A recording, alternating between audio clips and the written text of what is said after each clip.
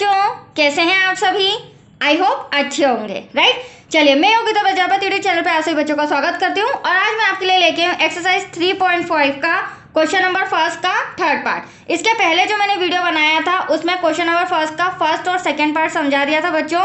तो ये वाला सम समझने के पहले आप वो दोनों सम समझ लीजिए, ताकि जब ये समझेंगे आप मेरे साथ तो आपको किसी भी प्रकार का डाउट नहीं रहेगा, राइट बच्चों। इजीली आपको समझ में आ जाएगा, राइट।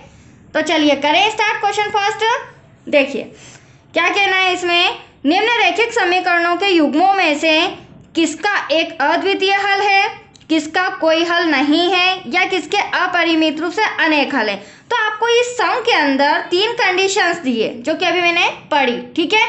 तो इस इक्वेशन के द्वारा, इस समीकरण के द्वारा हमें यह पता करना होगा कि यह समीकरण अद्वितीय हल का है, कोई भी हल का नहीं है, या फिर अपरिमित रूप से अनेक हल का है। अब ये तीन कंडीशंस क्या होती है वो मैं आपको थोड़ा सा सम समझाने के पहले आपको बता दूंगी, इनके फॉर्मूले क्या होते हैं, राइट। थोड़ा सा मैं समझा दूंगी बेसिक, फिर हम सम स्टार्ट करेंगे। आगे हम देखते हैं क्या पूछा गया है। अब देखिए, अद्वितीय हल की स्थिति में उसे वज्र गुणन मेथड से सॉल्व करना है। मतलब कि अगर अद्वितीय हल, फर्स्ट कंडीशन आप देख रहे हैं, अगर ये हमारा अद्वितीय हल से रिलेटेड इक्वेशन होता है, जब हम इसको सॉल्व करते हैं तो इसका कंडीशन अद्वितीय हल निकलता है, तो फिर हमें इसे वज्र गुणन मेथड से करना है। अदरवाइज कोई हल निकले तो नहीं करना है, अदरवाइज अपरिमित रूप से अनेक हल निकले तो भी हमें इसे नहीं करना है। ओनली ऑन वन कंडीशन, अद्वितीय हल आने पर वज्र गुणन मेथड से सॉल्व करना है। अब आप लोग सोच रहे होंगे मैडम ये तीन मेथड्स क्या होती है, तो पहले मैं उनको आपको समझा देती हूँ। देखिए मैंने अदर पेज में एक रिटर्न भी किया हुआ है और इसमें वज्र गुणन मेथड का फॉर्मूला भी लिखा है। तो देखो बच्चों, फर्स्ट कंडीशन जो एक अद्वितीय हल है वो कैसी होती है, तो वो कब होती है जब a1/a2 बराबर नहीं होता है b1/b2 के। बराबर में नहीं मतलब नॉट इक्वल टू, ये दोनों डिजिट, जैसे कि यहाँ अगर 1/2 आ रहा है तो यहाँ भी 1/2 आना चाहिए। अगर नहीं आता है तो नॉट इक्वल टू, जैसे यहाँ 1/2 यहाँ 3/2, तो ये नॉट इक्वल टू आ रहा है, बराबर नहीं है, तो ये कंडीशन अद्वितीय हल की होगी, ठीक है। कोई भी हल ना हो, सेकेंड कंडीशन ये, तो कोई भी हल ना हो कैसे पता चलेगा, तो a1/a2 बराबर होना चाहिए b1/b2 के, और b1/b2 बराबर नहीं होना चाहिए c2 के, ठीक है। तब यदि यह कंडीशन होती है तो कोई भी हल नहीं होगा, और कोई भी हल नहीं होगा तो वज्र गुणन मेथड का तो सवाल ही नहीं उठता है। फिर थर्ड कंडीशन, अपरिमित रूप से अनेक हल हो, तो इसमें क्या होता है, a1/a2 बराबर होना चाहिए b1/b2 के, देन b1/b2 बराबर होना चाहिए c1/c2 के। That's clear. अगर हमारा इक्वेशन इस अकॉर्डिंग होता है तो अपरिमित रूप से अनेक हल होंगे, और फिर अपरिमित रूप से अनेक हल होंगे तो वज्र गुणन मेथड सॉल्व करने की जरूरत नहीं है, क्योंकि सब में क्लियर बोला है अगर अद्वितीय हल आता है तो आप इसे वज्र गुणन मेथड से सॉल्व कीजिए, राइट बच्चों।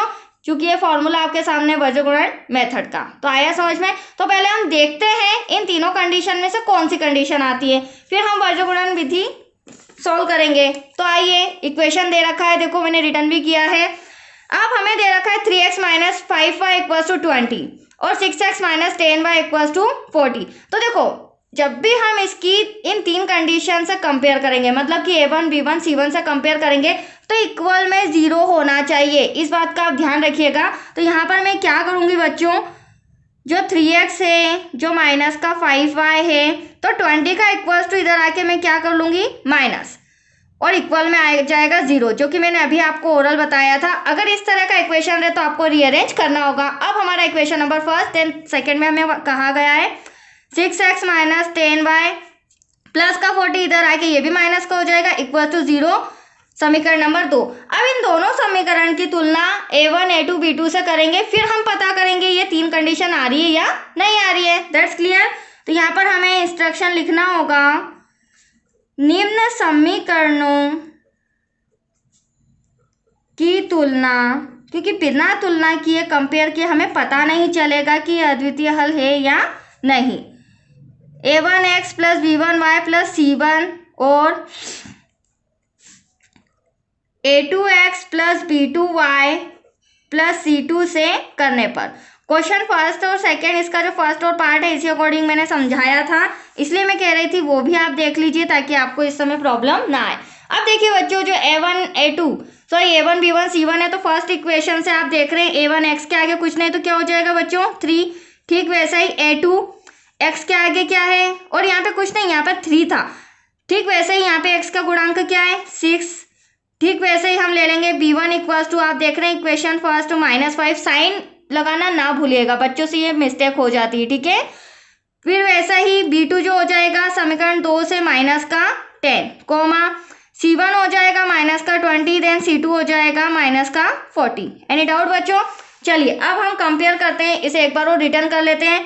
यह हमारा a1/a2, यह हमारा b1/b2, देन ये हमारा c1/c2। That's clear. अब इसे सॉल्व करते हैं, देख रहे होंगे आप तीनों कैंसिल हो सकते हैं आपस में, 3 1 जा 3, 3 2 जा 6, तो एटलीस्ट यहाँ पे हमारा आ रहा है 1/2।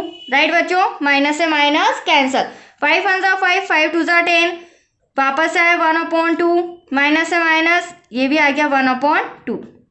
ये देखिए अब यहाँ पर क्या हो रहा है, तीनों डिजिट्स इक्वल आ रही है, और तीनों डिजिट्स इक्वल आ रही है तो हम यहाँ क्या लिखेंगे, a1/a2 है वो बराबर है b1/b2 के, देन b1/b2 बराबर है c1/c2 के। तो देखो अभी मैंने आपको ये तीनों कंडीशंस बताई थी, आप देख सकते हैं इसके अंदर तीनों कंडीशन में थर्ड कंडीशन फॉलो हो रही है, मतलब कि अपरिमित रूप से अनेक हल। ये कंडीशन यहाँ पर आ रही है a1/a2 equals to b1/b2 equals to c1/c2।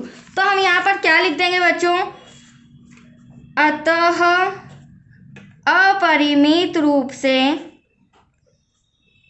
अनेक हल होंगे। लास्ट में आपको ये आंसर लिखना जरूरी है। और अपरिमित रूप से अनेक हल होंगे तो फिर तो हम इसे वज्रगुणन मेथड से सॉल्व कर ही नहीं सकते हैं। That's your answer.